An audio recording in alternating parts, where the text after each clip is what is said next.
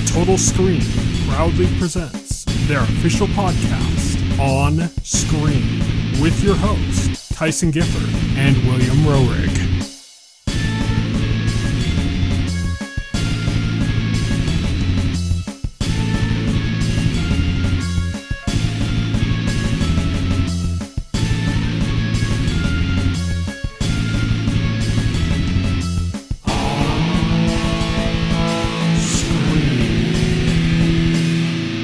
Hello, everybody, and welcome to On Screen, the official podcast of the Total Screen. My name is Tyson. My name is Will. And today we are going to be talking, as always, about House of the Dragon and She-Hulk, Attorney at Law. We've also got some news to cover, including quite a bit from a CDPR announcement. That's CD Projekt Red, the developer behind the Witcher franchise, as well as Cyberpunk. And we've got some stuff to look forward to on the horizon. So let's get started with On Beat.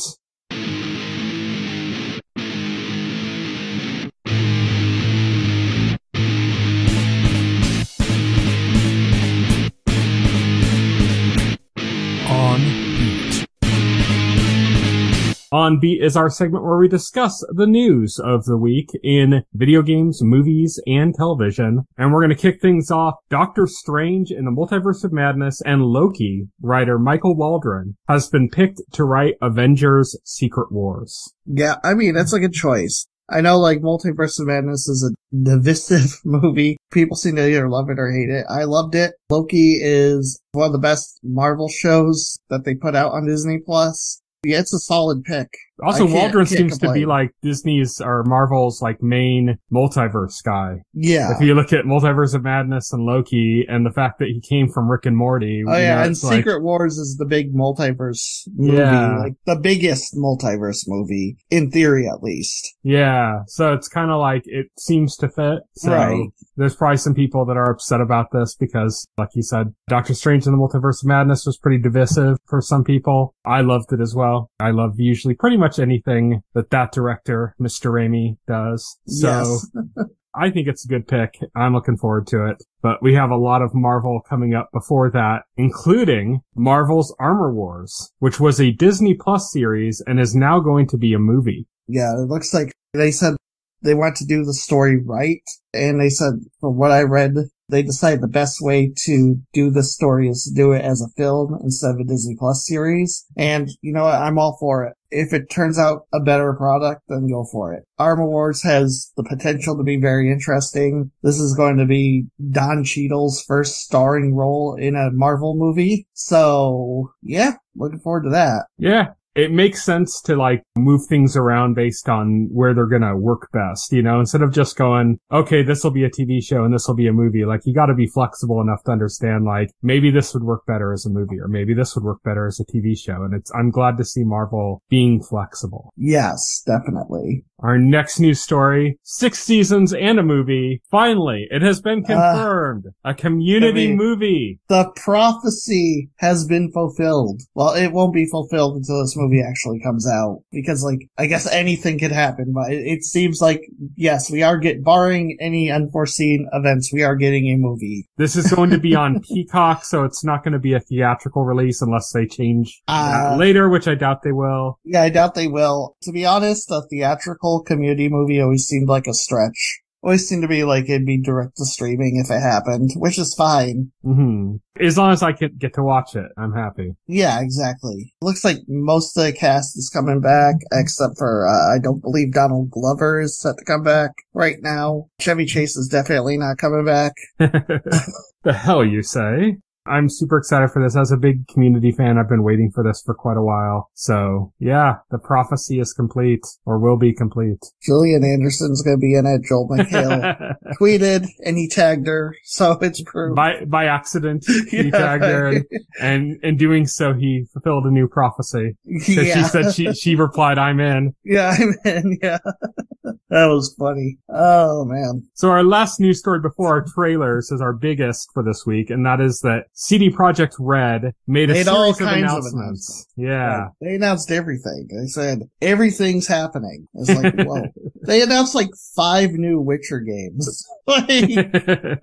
Well, technically, I think it's 4 because they already had announced The Witcher 4. So, I guess technically. Basically, we already knew that there was going to be a new Witcher game in development that's going to be made on Unreal Engine. That had already been announced. Now we know that that's actually part of a trilogy, so that's now 3 announcements instead of just the 1.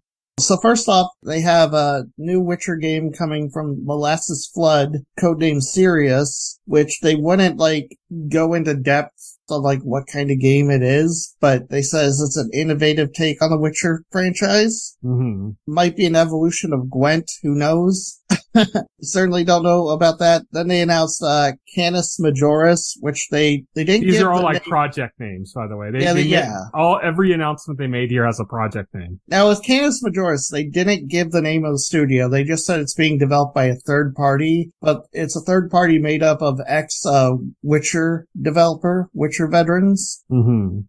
And Canis Majoris is said by CD Projekt Red to be an open world Witcher game. Yeah.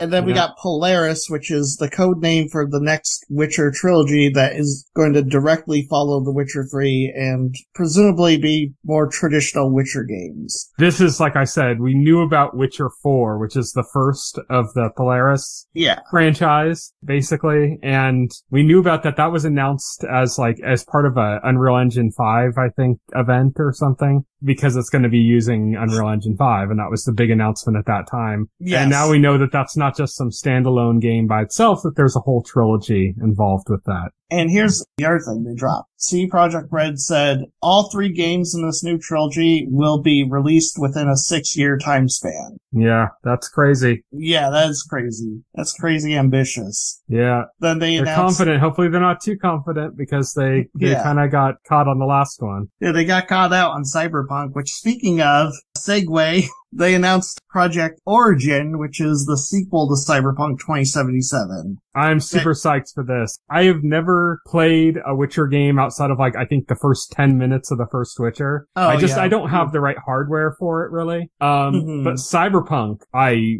freaking love Cyberpunk. Warts and all. People had all sorts of issues with Cyberpunk. There was all sorts of bugs and issues and stuff. It is still one of my favorite games. I played it from beginning to end, sunk more than 200 hours into it, absolutely adored it. So I am super psyched that they're continuing Cyberpunk because after the disastrous launch, I was afraid that's it. The franchise is just dead. And you know what? I didn't think they would give up on it that easily. They spent all that time developing Cyberpunk. It was designed from the outset to be a big new IP for CD Projekt Red. It seemed to be Cyberpunk would have had to mega bomb. And the thing was, there was a lot of negative press and maybe the sales weren't blockbuster, but sales were still good when it released. It did not flop sales-wise. Yeah. And now it's actually been taken off again sales-wise because of the anime, the Cyberpunk Edgerunners, which has caused a whole new boom for that game. It was number 1. I don't know if it still is. It was number 1 on Steam for quite a while after Edgerunners released. Then finally they announced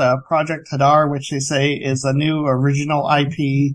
This is going to be further out. This is in the conceptual phase. So everything else, from what I understand, everything else, like Witcher 4, the other 2 Witcher games, and Origin are currently in production or pre-production, but Hadar is just still in the conceptual stage. I heard that Cyberpunk, the Origin, was very early pre-production. It's on the conceptual level too. They basically just decided that they're doing it. And Hadar is a little even earlier than that. It's basically the loosest of concepts that they haven't even nailed down yet. That's why we don't have any information on Hadar other than it's a new IP, and CD Projekt Red hopes it becomes the third pillar of their business and becomes an IP that stands next to Witcher and Cyberpunk. Yeah, third pillar, man. Yeah, yeah. Everybody's using the Nintendo terminology now. And finally, they also announced that multiplayer will be part of all their games going forward. because they want more. I mean, Cyberpunk was supposed to have a multiplayer mode, and that ended up being canceled. So it makes sense that was something they were already looking into, and they just had trouble with it on their old engine. And I think maybe the shift to Unreal Engine 5 is like alleviating some of their stresses and allowing them to kind of expand more outward. So hopefully that ends up being beneficial to them. Cause I'm eager to play Witcher 3. I want to play Witcher 3. I just haven't, found a good opportunity for me to play that yet. Cyberpunk, I absolutely adore. So I'm really looking forward to anything else coming in that franchise. And who the fuck knows what Hadar is. But, when their first two pillars are Cyberpunk and Witcher, that's, looks like it could be something pretty good. So looking forward to all of that. That finishes up our regular news, and that leaves us just with trailers. We got 3 trailers we're going to discuss this week. Well, actually kind of 4, because one of them had 2 trailers drop this week. Yeah, but we're just going to talk about the movie in general. Yeah, so the first 2 trailers were for a movie called Bones and All. This has been getting a lot of press, a lot of buzz. I think it was at Cannes recently, and it did really well there.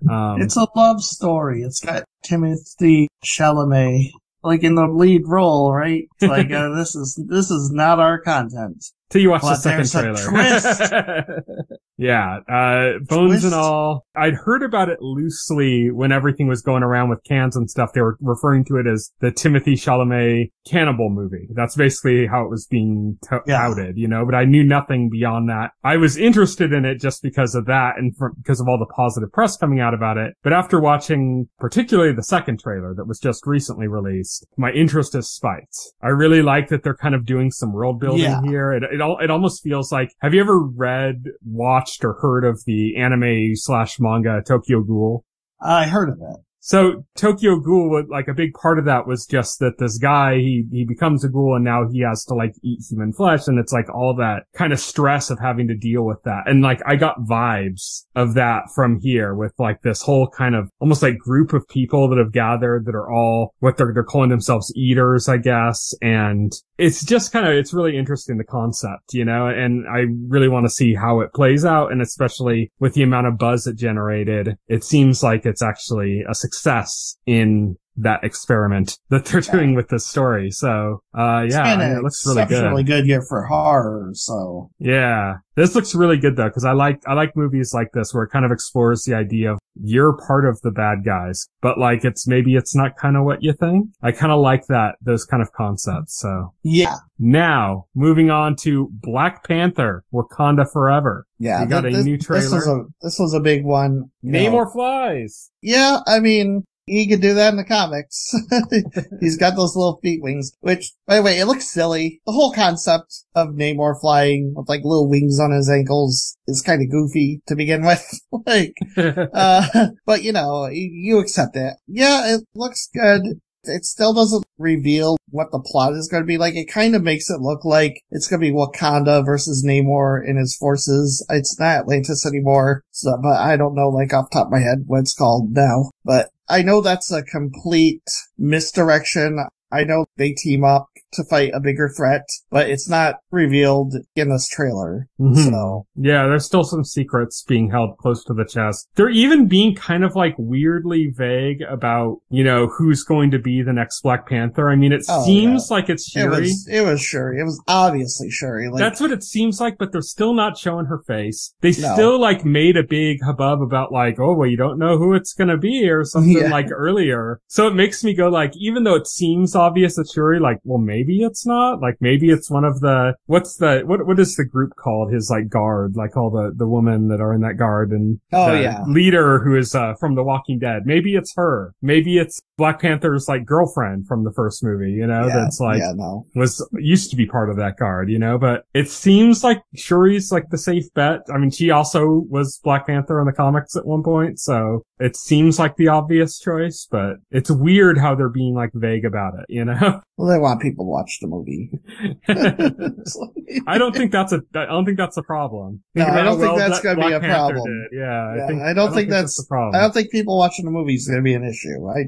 Just the feeling, just the gut feeling on that one. Yeah, I think this is going to be pretty. Gonna make that bold huge prediction right here, right now. Yeah, probably not as big as the last Spider-Man movie, but like up there. Probably besides that, probably the biggest of Phase 4. Yeah, probably. It's also like apparently one of the longest Marvel movies. It's like clocks in almost 3 hours. Yeah. I'd say it's good, but we just don't know. We don't know if it's going to be a a boring 3 hours or if it's going to be an exciting 3 hours, But right, I'm for longer Marvel movies because there's lots of stuff going on in the universe. Yeah, like I'm for long movies as long as like they're entertaining. Exactly. Yeah, that's what I was saying. Like we don't know if it's going to be a good long movie or a bad long movie, but I'm mostly in favor of long movies with something like MCU because there's so much going on in the MCU now that sometimes some of the movies and shows and stuff feel kind of rushed because there's like too much stuff.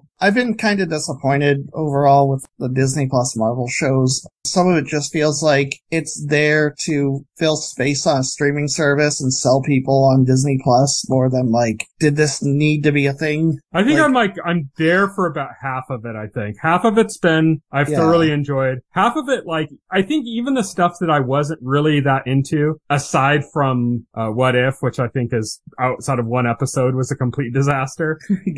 Outside of that, I think even the stuff that I don't like as much, it's more just like maybe it would have worked better as a movie. And even if they didn't want to push it as a big movie, maybe like just as a Disney Plus movie or something. Like I liked Ms. Marvel. I think there were a lot of issues with it and maybe it would work better as like a Disney Plus movie. I like Ms. Marvel. Like I like the characters and stuff. Yeah. I like the family dynamic. I like the family I liked all the partition story stuff, The show's biggest problem was the plot. And it was the overarching like Marvel plot that was the problem. I really think like they needed to retool. I think they needed to get rid of the damage control cops. Like they sucked. Get rid of them.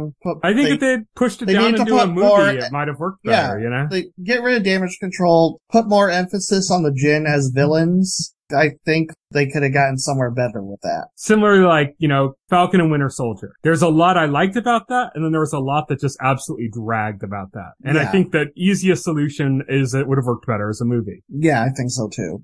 So there's things like that, and then there's going to be stuff that we mostly disagree on, one that we're going to be talking about later. Yeah. tonight. But like, there's some stuff, it's like, even like, another one would be like Moon Knight. I really liked Moon Knight. I think that would have worked better as a movie. Yes. Moon Knight 100% would have been better as a film. Even if they don't want to do like a big theatrical release, they could still just do like a Disney Plus movie. Yeah. So, and I think that would have worked for something like Moon Knight, just like a Disney Plus exclusive movie. Same thing with Ms. Marvel. Well, they're doing that with Werewolf by Night now, so we'll see. Well, that's not even a movie. That's like just a 1 hour special. Yeah, it might as well be a movie. Well, it's short. It's really short. It's 1 hour. Yeah, but. I'm glad to see that, with our last story we talked about with the whole Armor Wars thing, I'm glad that they're kind of embracing the idea of changing their mind about productions, saying like, maybe this would work better this way, and hopefully that they go forward with that and end up doing a bit of a better job in the future. Yeah. And then our last trailer for the night is Violent Night, which... that just looked like goofy fun. David Harbour, it looks like he's having a blast in that trailer. I describe it as whoever made this movie just got sick and tired of people discussing whether or not Die Hard was a Christmas movie. Well, think about it. You don't have any real action films that are Christmas films. Like, people joke about Die Hard being a Christmas film because it's set during Christmas, but like, it's not the focus of the movie. Yeah. But I mean, it's even the music detail. is Christmas music too, and Die Hard, like, but the entire score is like dramatized Christmas music. You don't really have like any Christmas action movies. You got Die Hard, and that's Santa Claus the movie kind of had some action stuff. I guess. I don't. So yeah, why not? We got like all these movies about Santa Claus being a serial killer. Why not have one about him being an action star? And David Harbour's an inspired choice for that kind of role. Like, I don't know if I would buy David Harbour as just Santa Claus in like a regular Santa Claus movie. No. But like as an action hero Santa Claus, it's like perfect. In this trailer, you buy him. You know? It's like perfect. Yeah, it just fits so well. Yes, I love it. I love it. I love the stupid line where he punched a guy and he said like seasons beatings. Like I love the part where he set the grenade or something on the one guy and then he was walking away and then he turned around and said, I have to watch. I have to watch, yeah. She's like, don't bad people get coal for Christmas? And he's like, you're right.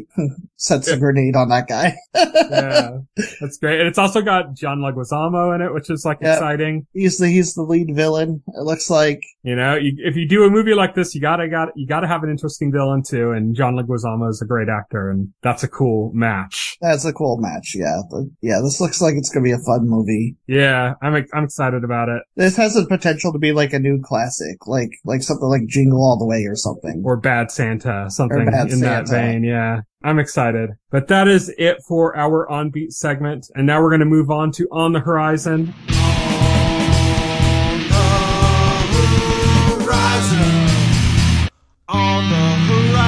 On the Horizons, where we talk about stuff coming up in the next week or so. And we're going to start things off with a franchise I never thought we'd talk about here, but they're doing something crazy, which is the Bring It On cheerleader movie franchise. They are doing a movie for SyFy called Bring It On, Cheer or Die, and it's a slasher movie in the Bring It On franchise. Yeah, that's weird. This is something that I don't even think I'm going to watch, but I'm just like, this is crazy that this exists. What I think this is I think this is, they took a script that was like not related to Bring It On, but was similar enough. And they probably decided to slap the name on it to give it more franchise recognizability. I mean, that does happen all the time. This has been happening with the freaking Amityville Horror for ages now. Like, if you looked into that, like, there's stuff like Amityville in space. Because I guarantee you, it doesn't involve any of the characters from the regular Bring It On movies. Yeah. I can pretty much guarantee that. I doubt it would, yeah. Yeah. It's just a crazy idea that they're going to try to bring the Bring It On fans over to watch a slasher movie. Why not? Our next movie is Cursed Friends. This is a original movie for Comedy Central. It's got a pretty good cast, including Guillermo from What We Do in the Shadows. Oh, nice. And it's just a group of comedians starring in this movie, and it's, you know, all sorts of stuff's going on. It's a kind of a horror comedy. All sorts of stuff, yeah. It's a horror comedy. We got Let the Right One In. So Let the Right One In was the original, like, foreign language one. Oh, that's like ages ago. Yeah, so they're doing it as a TV series now on Showtime. That's coming on Sunday, October 9th. And they're going to put the first 10 episodes up on the app immediately after it airs, and then keep airing those episodes week to week on Showtime. So this is something we've seen, you know, networks do and stuff where they're like, you know, trying to do both the binge and dole it out 1 week at a time thing at the same time, which is kind of weird, but to each their own. Then we got Professionals. This is a European action series that's being brought over on the CW on Tuesday, October 11th. It's most notable for starring Brendan Fraser. So I believe if you watch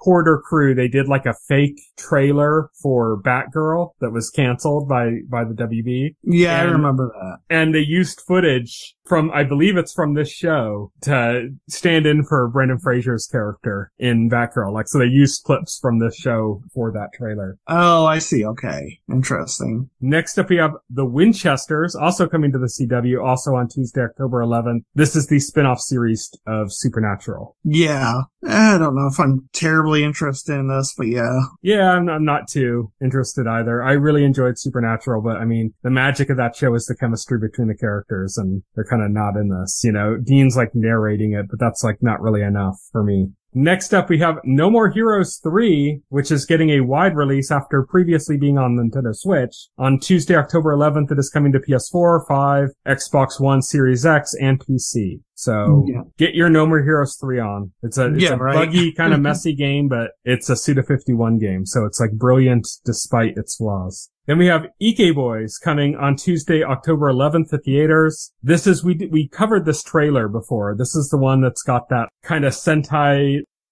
like kaiju kind of thing going on. And it's got Richard Grieco in it. You remember us talking about the trailer for this, like, maybe a month ago? I don't remember this at all. I'm gonna be honest. It was like some coming of age movie, but it had like Sentai and Kaiju themes and stuff. It's like very weird looking thing. But that's coming to theaters on Tuesday, October 11th. Till, which I thought had come out already, but I guess it hasn't come out yet. This is the movie about Emmett Till. If you remember when we watched Lovecraft Country, they kind of touched on his story a little bit. Yeah, I remember that. This is a true story about, a boy who was murdered. He was lynched based on a false accusation by a woman saying that he had was harassing her or something, that she later walked back and said never happened. And he was, dragged out of his family's house where he was visiting on vacation and murdered. And so this is the horrible tragedy. Yes.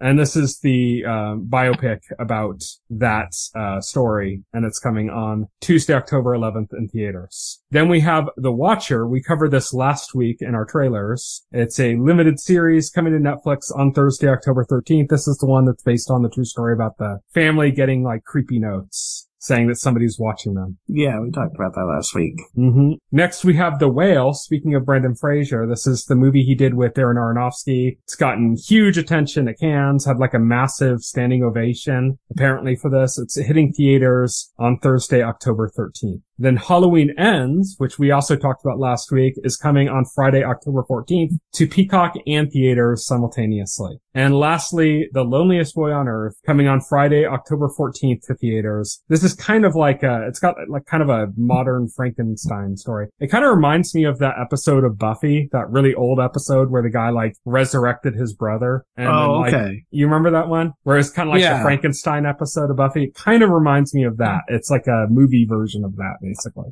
And that is it for On the Horizon. And so that leaves only our final segment, full spoilers.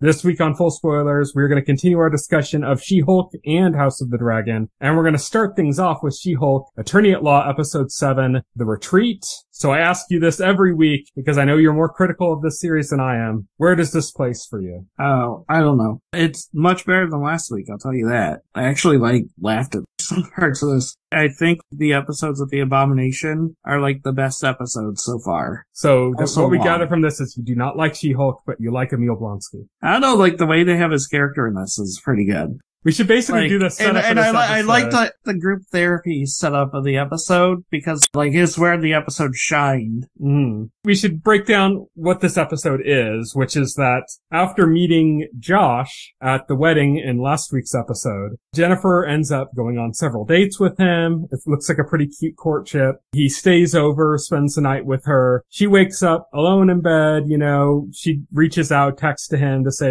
hey, had a good time, hope to see you again, something like that. Doesn't hear back from him for 3 days. And then she gets a call from Emil Blonsky's probation officer telling her that something's wrong with his inhibitor. And he wants her to go down with him to check on Emil Blonsky and make sure everything's okay because he's terrified that he's gonna be run right into the abomination. And he wants She-Hulk on his side when they go down there. So they go down to Emil Blonsky's retreat, which is paid for by his multiple wives. And that's where the episode kind of takes off because she gets stuck there on the property for a while, has to basically stick around there for a while waiting for a car to come to tow her car away, which got messed up by some of the people at Blonsky's retreat, and ends up having to go to a kind of a group therapy with a bunch of small-time former villains basically that are at Emil Blonsky's ranch. And we get to meet this whole little group of these former baddies, I guess, that we've never encountered before, except one which we've encountered in She-Hulk before, which is the Wrecker, who was one of the guys who attacked her and tried to get her blood at the end of one of the episodes. Yeah, which was the funniest part of the episode. Because it's funny because when he showed up and she was oh, no, I was wait, who? And then she actually addressed you probably don't remember who this guy is. And I'm yeah, I don't. And then she's on like, I think they covered it in the previously on, but just in case, previously on this guy. I don't think they even covered him in the previously on, so I'm just gonna do the previously on. I just like it though. She said, because she literally said previously on this guy. Yeah, previously on this guy. And I was like, then they did, I was like, oh, okay. Which is funny because like, I didn't expect like them to like redeem that guy in the first place. Yeah. I thought like some shenanigans was gonna happen or something when they convinced her to turn back into Jennifer, but like I'm glad that didn't happen because that would ruin the episode. Yeah, I think that was them purposely subverting expectations. Like they were setting us up to feel uneasy about that, and then they subverted our expectations on that. Especially since she was sitting next to a guy who was attacking her, trying to get her blood previously. Mm-hmm. This was funny because, like, the characters, you had, like, the one guy who's a vampire. These are all, like, actual Marvel characters, by the way. These aren't, like, made-up characters. Oh, yeah, I know that. You had, like, the guy in, like, the porcupine outfit. Just the way they did, like, in all the characters' eccentricities and everything. It's just well done. I'm sorry, but this was probably one of the best episodes of the season just because of this. It was a funny group, and I love the way that they're, like, trying to help Jen, like, self-actualize. I thought it was really funny and kind of adorable, and it was like cute the way she was bonding with that whole group, so. Yeah, exactly.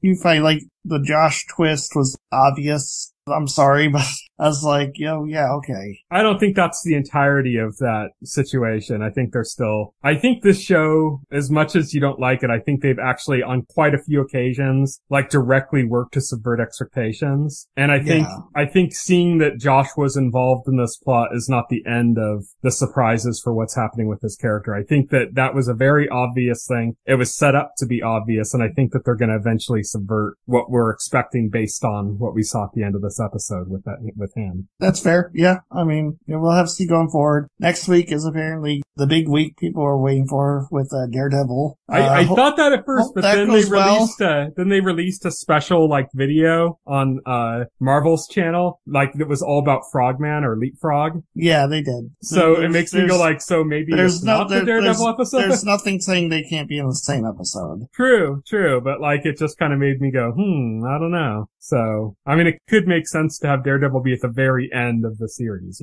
as like something to kind of give her like helps her out at the end. Really overestimating Marvel's willingness to subvert expectations. Hey, people have been expecting Daredevil for like the last like 4 weeks. And they keep that's because people want to see that. But they've been purposely subverting that, like almost winking at the camera when they do it too, for the past couple of weeks. So I don't know. I don't know what their intention is going forward, but it really does feel like to me now, I thought for sure it was going to be next week was going to be Daredevil as like the penultimate kind of thing. But now I'm kind of like, I don't know, because it could very well be in the last episode. Like he could end up helping her at the very end and then kind of give her like when she's kind of lost after everything that's happened and unsure about how to move forward. He gives her kind of like his sage advice on how she can move forward. And that's how the season ends. I could very much see it ending like that. We'll have to see. Yeah. Well, I mean, we're recording this on Wednesday, October 5th, and the next episode is going to be up in literally, 4 hours from the time we're recording this? So it's not going to be too long a wait to see when Daredevil's going to pop up, because we only got 2 episodes left. But that's it for She-Hulk Attorney at Law. Let's move on to House of the Dragon, Episode 7, Driftmark. So, were you able to see anything? That's the first question. That scene was pretty dark. Like, I had a hard time seeing. I'm not gonna lie. I was watching on my OLED television and everything. Like, still had a hard time seeing during that scene. I'm glad that was not just me. Like, I feel validated. Like, I saw, like, the Daily Show, like, the whole segment on it, and I'm like, okay, I feel validated. It's not just a me problem. It's not a my TV problem. So it's funny. It was a problem. It's funny sticking with this as a topic before we dive into the actual episode. It's funny to me because a lot of people pointed out Rings of Power can do night scenes, but you can see everything clearly, so they have no excuse. And it's like, to me, they're kind of like polar opposite sides of the spectrum, because Miguel Sapochnik has like a fetish for overly dark scenes. I know what they're going for with these dark scenes in House of the Dragon. It's very naturalistic. It's very much like this is what it looks like when it's really dark outside. You can just barely see the details reaching out of the dark. And I kind of like that. The problem is that it's too dark. Like, it's like, just just amp it up a little bit, like it feels like this was meant to be watched exclusively with like really high lumen projectors in a movie theater or something. Like, right, yeah, it's exactly. not meant for a TV environment, and it makes it a little hard. So just amp up the brightness a little bit. But when people use the comparison to like Rings of Power, one of my biggest complaints about Rings of Power is that all of the night shots look like they're lit with giant studio lights. Nothing's lit naturally at nighttime in Rings of Power. Everything looks overly illuminated as if there's giant spotlights on. You know what? I prefer seeing things though, so. I'm just saying, like, it's two very different approaches. I don't think either is a good approach. I think the best approach would be closer to me to what, House of the Dragon did, just brighter. Like, just they need to, and that doesn't mean they needed to light the scenes better. Like, this is something done in post. Like, these scenes were lit enough to have detail when they filmed them, but they needed, when they were doing this in post-production, when they were checking the colors, when they were doing everything like that, they needed to, make this brighter, and they didn't. And that's the key to me, is like, I think I like the approach better with House of Dragon. It's just too dark. They just went too far. But I think that the nighttime scenes in Rings of Power are one of the worst things about that show. They're very unnatural. They do not look, it makes it look very cheap to me. None of the lights are harsh. They're all like just overly even and really like soft lit, which just doesn't happen in like a natural environment. So I don't know. Let's discuss more interesting things than lighting. How dare you? The actual episode, like the plot. So I thought this was one of the strongest episodes of the series yet. 4 funerals and a wedding. Yeah, 4 funerals and a wedding, yeah. It starts off on like this very strong note where everybody is gathered for this funeral. Everybody from this fractured family, as well as like other major houses, and everyone's just like, it's just a long scene of people looking at each other with like, they're all eyeing each other up. Like you can feel the tension of the moment, like everyone's kind of like judging each other. You can see where kind of battle lines are going up. You can see where divisions are taking place. You can see hostilities between different groups, but it's all told through like glances, like people just kind of eyeing each other up. For this whole funeral scene for the character of Lady Lyanna Valerian, the one who killed herself with dragon last week. Yeah, it's her funeral. Yeah, and everybody's gathered around for this. And you see like all the rivalries, all the prejudice kind of like bear themselves. Mm-hmm. So even if people are restrained, there's a scene where the one Valerian was doing the eulogy and talking about Valerian blood and how it's thick and all this, and it's a veiled barb against Rhaenyra and her kids, who are like Valerian in name only, but everybody knows like they're really bastards. And you got that scene where like he's giving that eulogy, he's like swinging that veiled insult, and Daemon just laughs at that. Yeah. Yeah, Daemon's just seen the absurdity of it all, Yeah, it all comes to a head as the day grows along, right? As night approaches. All the kids are supposed to be asleep at this point, but Aemon has like wandered off, Aemon being the second youngest child of Alicent and Viserys. Yeah.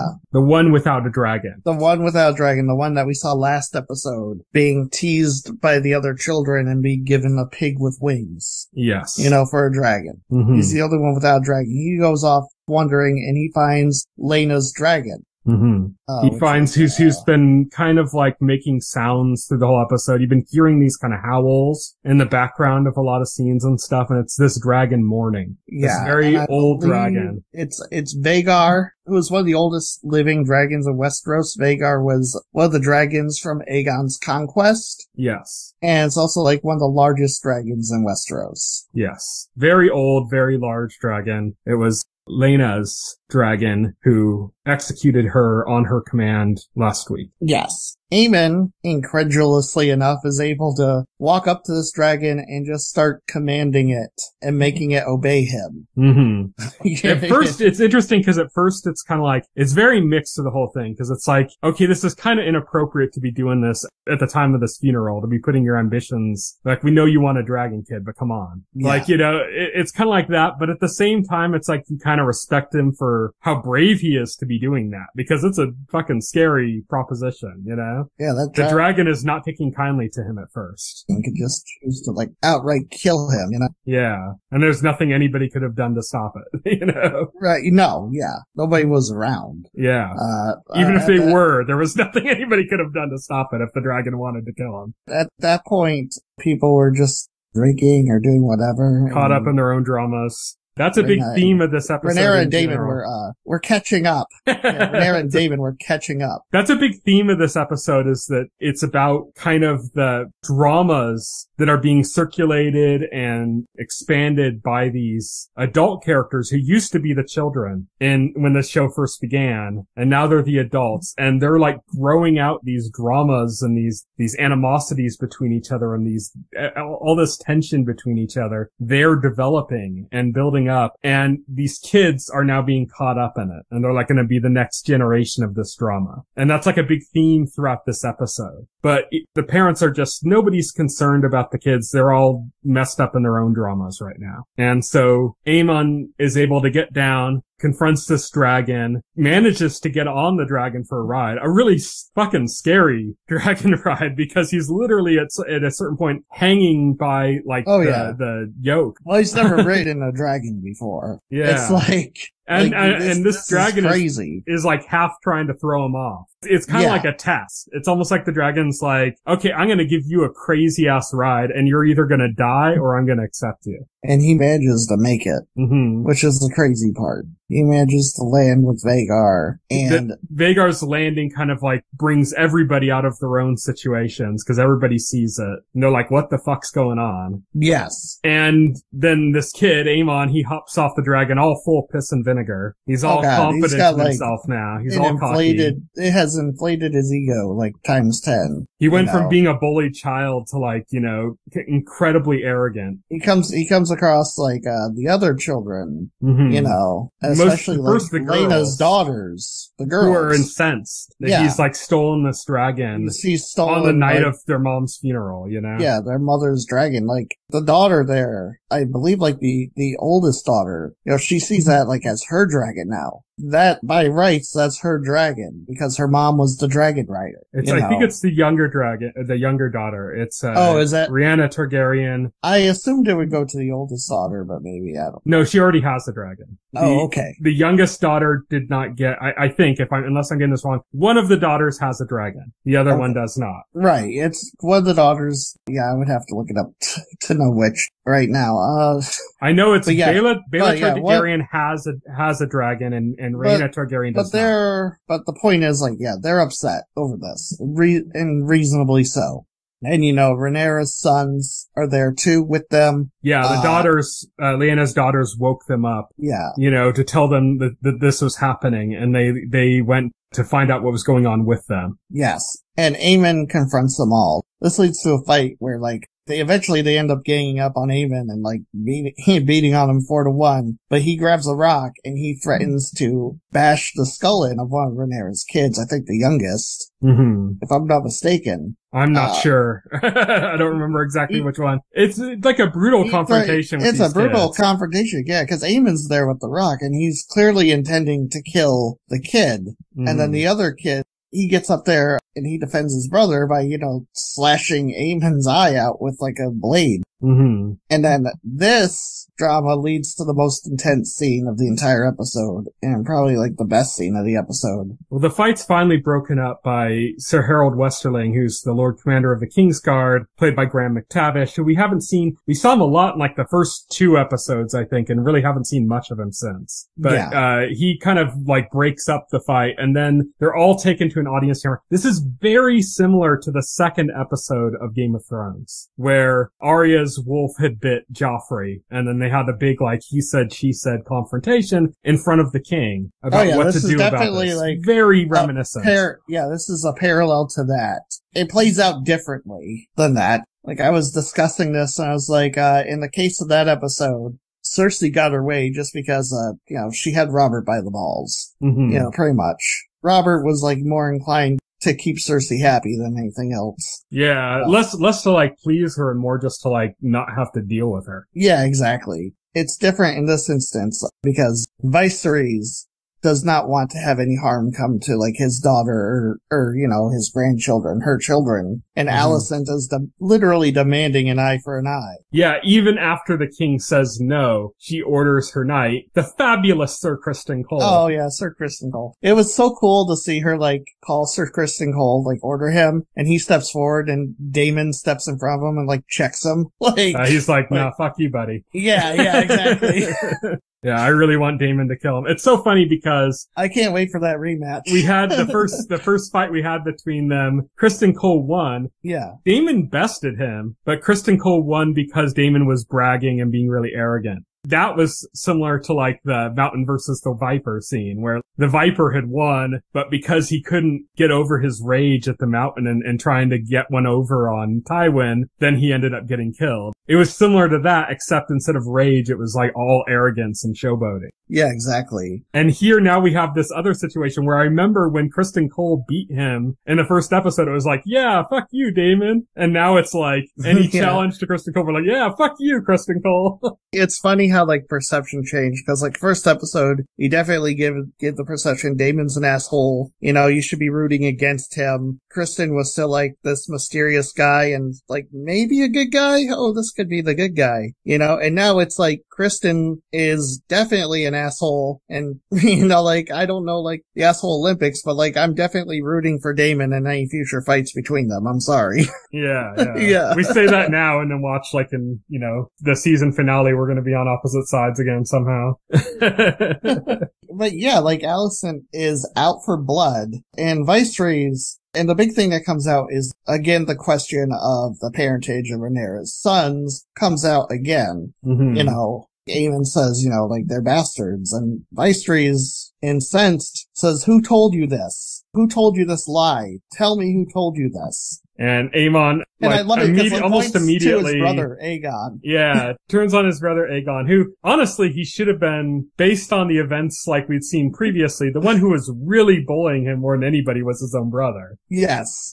So, he turned on him pretty quickly. And Aegon is like, what? Me? And Aegon's just like, we all know this. Yeah. Yeah. And we know like Viserys knows this too, but he's not going to allow it to be accepted, Yeah, he's not going to allow it to be accepted. I see a lot of commentary on the internet saying like, oh, Viserys is like so stupid, he doesn't realize this. Like, no, he's refusing. He knows exactly what's going on. He knows what acknowledging it would do. He's feckless, not stupid. Well, he knows what acknowledging it would mean and would do, especially mean for like his daughter. And if there's one thing that's been established is that Viserys loves Rhaenyra and does not want any harm to come to her. So he's protecting her is what he's doing. Well, that's the thing. That's why I said, like, he's feckless, not stupid. Yeah. Like, this whole time everybody's acting like he's so stupid because he's not a good leader. It's like, no, he's not a good leader because he's trying to be like a peacekeeper in situations where he can't. And he's trying to do it anyways. And because of that, he's completely ineffectual. He's feckless. But he's not stupid. He knows what's going on. He's completely aware of what's going on. He doesn't know how to properly handle it while staying true to what he perceives should be the way that he does things. He wants to be like a good king, like a prosperous king who's good to everybody. And so he's just like trying to kind of say, hey, everybody, let's just get past this. This is over now. Let's be a big, happy family. And nobody's going with it. And that's why he's not an effectual leader. It's not because he's stupid. Right. Yeah, exactly. And I think people like saying he's ignorant of what's going on. Like, you're not giving him the proper credit, Yeah. Alicent gets tired of like all this back and forth and decides to take matters into her own hands. And she comes at Rhaenyra with the dagger, Yeah, the famous cat's paw dagger. Yeah. She comes after her, and Rhaenyra, seemingly, this is going to be debated too, but I think it's pretty much, and even the creators of the show pretty much said this is to be the case, that she kind of let herself get stabbed in that moment. Yeah. Because she used it as an opportunity. Like, Alicent had came after. You have to remember, before this point in this episode, there was a moment where Alicent was trying to make peace. Rhaenyra makes it like very obvious with just what she says. She says, now they see you for who you really are. Yeah. She tried to make peace with Alicent before, and Alicent was not like letting up any ground to make peace. And now she's just like, Rhaenyra's kind of got like a new determination now. She's like, okay, she now basically I have to make you my enemy. This is over. Basically what happens in that scene is she lets Alicent hang herself. Mm-hmm. She knows that Alicent's outburst, and especially, like, injuring Rhaenyra reflects poorly on her. Yeah. And then the result of this is that, again, nothing happens. No punishment is doled out. Because the king just is like, okay, it's all done now. Everything's done. And even at a certain point, Alicent is still kind of out for blood, even after she's caused this wound. Yeah. And her son, Aemon's like, I don't mind. I traded an eye for a dragon. He's like, I got the better of the deal. And he's like, I don't care. Which so funny people pointed out there was an earlier scene with Aemon's sister, who we don't see much of, but when we do, she's kind of like, looking at bugs or something and talking to herself. She's kind of weird. But like, they're talking about Aemon not having a dragon, like in front of her in one scene. And then she says something offhand. He'll get a dragon, but he'll have to close an eye. So they're setting her up as having dragon dreams. Yeah. Being like a future seer, like Aegon the Conqueror. Yeah. So yeah. So that scene basically ends abruptly like that. The king's like, oh, everything's good now. Let's move on, everybody. The situation's done. And he's like, put my foot down. It is over. Everybody, we're a big happy family again. Yeah. Everybody parts ways. At this point, Rhaenyra... Well, he knows, like, that's not the end of it, by the word. Yeah, not even close. Yeah, not even close. Rhaenyra is now like, okay, I have to make big moves now. Yeah. She's decides met by her husband, Laenor, who's like doubles after everything that's happened, and he was not even around for any of it. He doubles down saying, like, I'm gonna be a good father from this standpoint out. I'm gonna be the husband that you need. I'm going to raise kings from our children. He's like, I'm going to do all this stuff. He's like, it's a time that you had a good husband. He's stepping up. But he knows that that's not going to work. Yeah, she knows that's not going to work. She knows that this arranged marriage isn't working out. And she wants out. Specifically, she wants to run off and marry Daemon now. Like she doesn't want to be Laenor's wife anymore. And this isn't just like some whim. This is like strategy. Yeah, this is strategy. The problem is that there's no such thing as divorce in Westeros. So like, Laenor has to like literally be dead for her to be free to marry somebody else. And they arranged this. Which, I was mixed about this, like, at first. Because, like, what happens is, like, they go through it, but at the last shot of the scene, they revealed, like, it was a ruse, and Laenor is allowed to live, and allowed to cross the narrow sea with his lover, Carl, to, like, start a new life together. Mm-hmm. Because they go through she hatches this plot with Daemon, where, like, Daemon helps her, and Laenor fake his death. Sucks for, Corlys, Corlys and his wife, who now lost 2 children, or think they've lost 2 children. They're both their children, not just 2, but their only children. Sucks for the guy Daemon killed to serve as Laenor's body. Yeah, his life came to an end as a decoy. Yeah. That happens, and, Rhaenyra and Daemon get married in the old tradition. Mm-hmm. Targaryens marrying Targaryens. Yeah, but it's also like the wedding is also done in the old style. The true words of House Targaryen aren't fire and blood. Incest is best. It's another distinction because their wedding is not like the wedding that we saw a couple episodes ago between Rhaenyra and Laenor, which was a traditional Westerosi wedding. Yeah, this is like a ceremonial Targaryen wedding. This was an old Valyrian wedding. Yeah. And this is going to unite them, and that means, hopefully for them, that they're going to keep Corlys and Rhaenys on their side because their grandchildren are their only living descendants, and they're now all with this group now. They're Daemon's kids. Rhaenyra effectively has Corlys and the Valyrians on her side through Daemon's kids, who are now her children through marriage. Mm-hmm. And we have, as far as dragons go, they have most of the dragons now, although Alicent's side has the largest dragon. Alicent there's a scene where Alicent is talking to her father, Otto. Her father says, Aemon claimed the biggest prize, and that's worth 1,000 eyes. Mm-hmm. We got a scene at the end of the episode also with your favorite character, Larry Strong.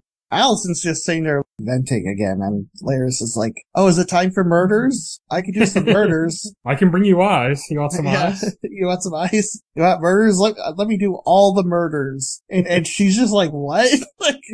What she's like, what? About? And then she thinks about it for a second and says, later. Yeah, later. Yeah. Yeah. I'll have you murder children later. Yeah.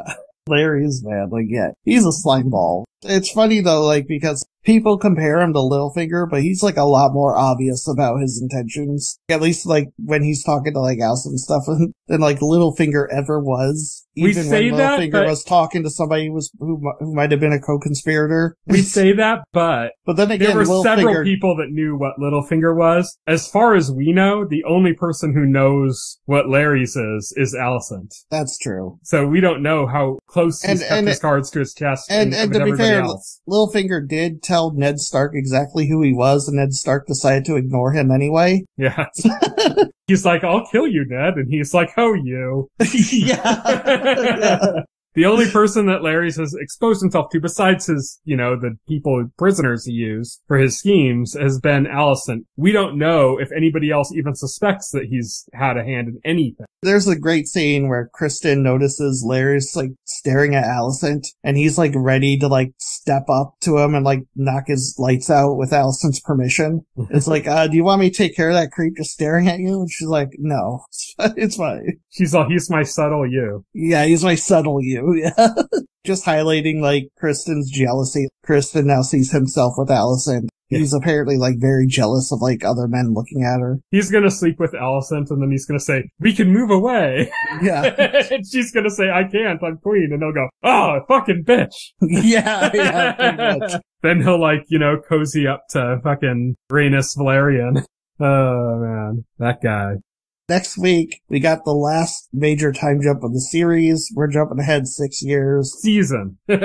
No, series. Oh, this is the last jump in the entire series? Like, even if it goes multiple seasons? Yes. Okay. I don't know, man. But that's it for the show. Next week, we're going to continue our discussion of both She-Hulk and House of Dragons and whatever other news and stuff comes up. We'll be discussing the 8th episodes of both shows. That is the penultimate episode of She-Hulk and just the 8th episode of House of Dragons. That's what's coming up next week. Thank you, everybody, for listening. You can reach us on Twitter. I am at Tyson Gifford. Will is at VoxelHero. You can contact us through those Twitter handles, or you can reach out to us by checking out our website, thetitlescreen.com, going to the container story for any of these episodes of this podcast, and finding all of the relevant links within. So, until next time, thank you, everybody, for listening. Good night. Good night.